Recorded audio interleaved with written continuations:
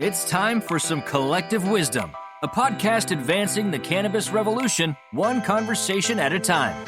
We all benefit from sharing knowledge and experiences. So if you want to learn about the business of cannabis from those in the trenches, you've come to the right place. Here's your host, Lisa Tollner, co-founder of SensiChew. Welcome. Today we are recording at MJ BizCon in Las Vegas, Nevada. And I'm speaking with Michael Christopher, and he's one of the co-founders of Mood33, makers of hemp and cannabis-infused beverages. And he's had an interesting background. Before entering the cannabis space, he launched a tech startup that focused on mobile hospitality point of sale. It was called Breadcrumb Pro, and he went on to have it acquired by Groupon. He managed a B2B client relationships in New York, which interestingly was really the leading, I think, inspiration to where Mood33 and his vision for beverages derived. He worked with a number of groups, and as a result, these well-known individuals in the restaurant, bar, and cafe scene of New York were able to work with Michael in what became the brewing and cannabinoid of infused teas and cocktails using modern techniques. And he's also a partner with a venture firm in New York, so Michael's into a lot of different things and a successful entrepreneur. So, Michael, welcome to Collective Wisdom. Thank you so much for having me. It's a pleasure to be here. Super excited. Las Vegas. Vegas. 2019. Let's finish strong. It's finished strong, and MJ BizCon, it's a packed house. You're getting a lot of great reviews from Mood33, as you should. Beautiful packaging, and really, it's the time for beverages. It's been a while in coming, Hopefully, but now, yes. And obviously, the Farm Bill, a lot of folks know about the Farm Bill, so I'd like for you to explain a little bit about the significance of the Farm Bill in 2018 and what that means for the opportunities of the hemp-infused beverage market. Absolutely. It's really been a game changer for a lot of consumer-facing brands at this point, but also domestic farming. When we began the journey of what is now Mood33 around 2015, coming from some at-home concepts using, molecular gastronomy is really turning oil into a drinkable, soluble format, was in an environment where the Farm Bill did not exist yet. So fundraising, bringing awareness and support for a CBD beverage at the time was actually where we started, but it was definitely a completely different climate to where we do have some clarity and reduction of risk with respect to law enforcement with domestically grown hemp, which is amazing. It's a big win for our domestic farmers, and it also allows brands like us to turn their biomass, their crop, into something that could sit on your kitchen shelf or see in the grocery store, which is a great win for hemp.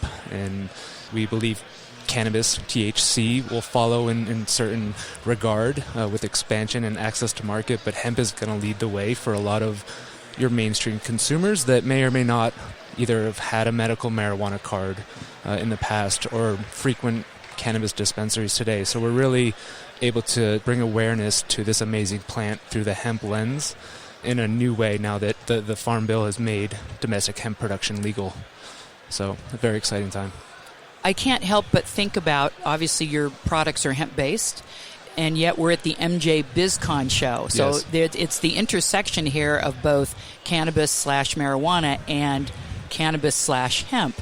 What's the possible, if any, confusion factor for consumers that you see, or maybe you don't? There could potentially be. I think we're able to kind of leverage off the two, and if someone is able to take away some sort of new idea, new concept, or find a new product they may love, whether it's on the hemp or regulated cannabis side, I think the more the merrier to really unlock the potential of this plant, which can be classified as hemp or quote-unquote marijuana or cannabis. So, I think for Mood33, we have a THC-infused product line that is focused on California dispensary markets, but I think we are now sort of in an opportunity where we can think about interstate commerce without necessarily seeing it as a large risk with a hemp-based product, and bring brand awareness, a marketplace that makes it very difficult to advertise, market, educate around the benefits of this plant. So I think hemp becomes a tool for maybe traditional cannabis brands to expand outside of their home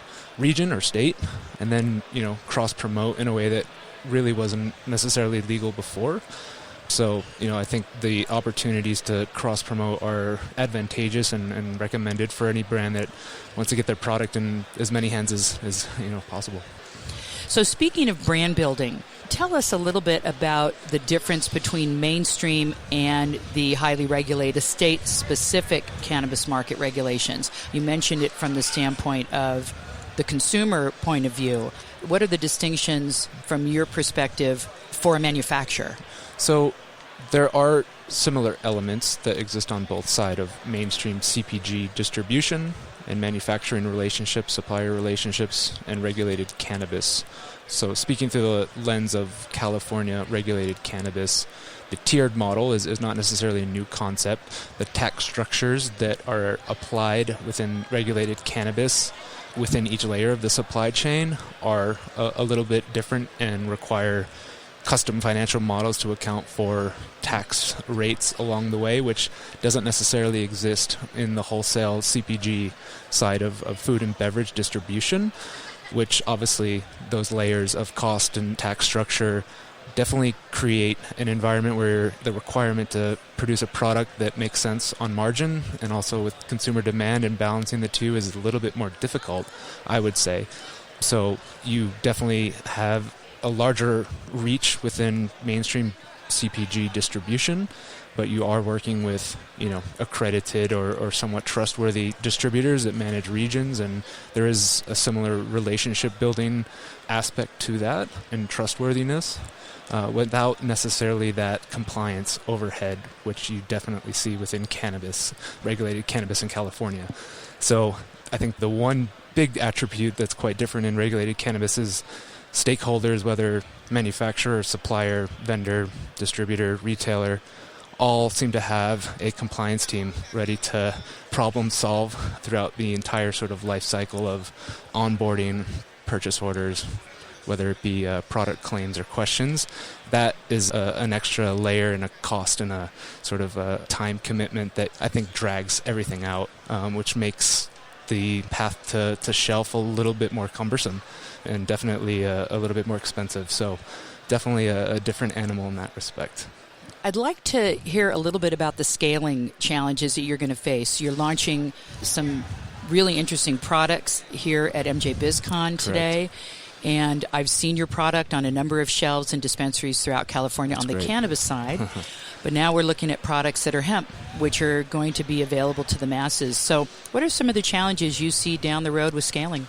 It's definitely a matter of core focus and building a beachhead market, a home territory. If you think about craft beer or natural beverage, social beverage, typically you're not seeing the best brands launch nationally all at once and are able to execute and grow in the way that we all think they would based on their size. They really identify a home territory, a home region, win in that region, and efficiently scale outside of that region. So we more or less are focused on the tri-state area of New York, where we sort of all began, but retailer demand and buyer demand all across the country for this, and even the world. So it's a matter of really deciding where we can focus and where we can efficiently support, market the product alongside the retailers and the distribution. If you're not able to do that and you're expanding into markets with not enough support, you're not going to see that sell-through. And I think the worst thing to do is launch in a new territory or region and have to pull out because you didn't support it well enough. And that's the necessities of general mainstream food and beverage, is that it's not cheap to enter new markets, and you have to do it strategically. You have to leverage awareness, support, whether marketing costs with distributors and retailers, build in the pay-to-play shelf space model of slotting fees, which regulated cannabis is now seeing some of that, at least in California we are.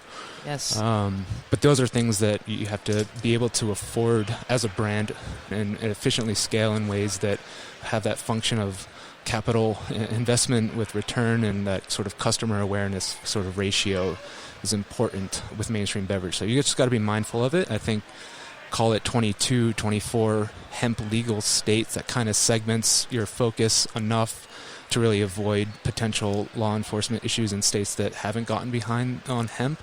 So that kind of divides our focus enough, and really just trying to win that tri-state area that has a lack of access to CBD, whether it's hemp-derived or cannabis-derived. Their medical marijuana framework is still somewhat limited. So I think, in these markets there is going to be a demand for hemp-based products as opposed to states that have had thriving cannabis markets or even black market access. So we'll see how it goes.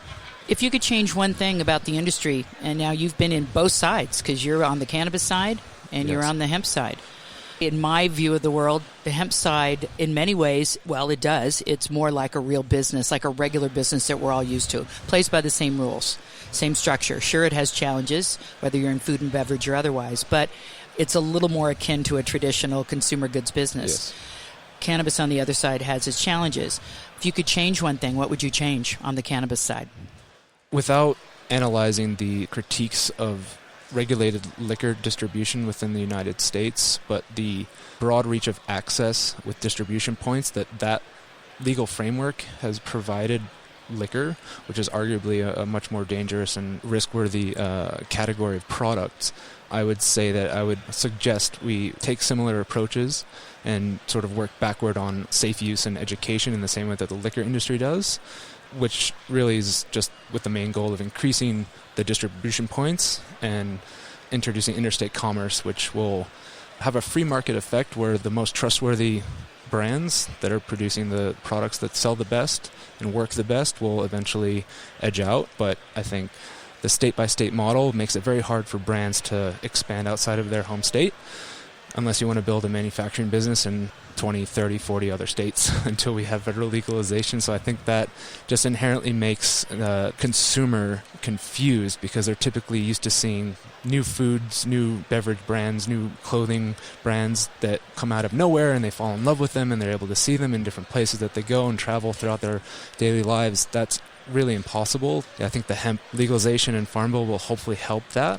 But again, I think that regulatory model for liquor is best more suited for cannabis, and I would almost offer suggesting more stringent regulatory frameworks for liquor, just due to the risk and safety issues around it. So it's almost like we should trade our frameworks and see how that goes and see how many lives we change and how many more people are actually happier with increased access.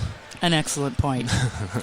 So I know you're launching today 6 new hemp CBD-infused herbal teas. Yes. Can you tell us just a little bit more about those? Absolutely. And then also if there's a place where our listeners can learn more about you and about Mood33. Fantastic. Yeah. So this week has been a big one for us, introducing 6 new hemp-infused full-spectrum extracts rich in cannabidiol, CBD. So we have 33 milligrams of active cannabinoid CBD in each 12-ounce can, matched and formulated with functional botanicals, herbs that provide a mood state benefit, hence our name Mood33.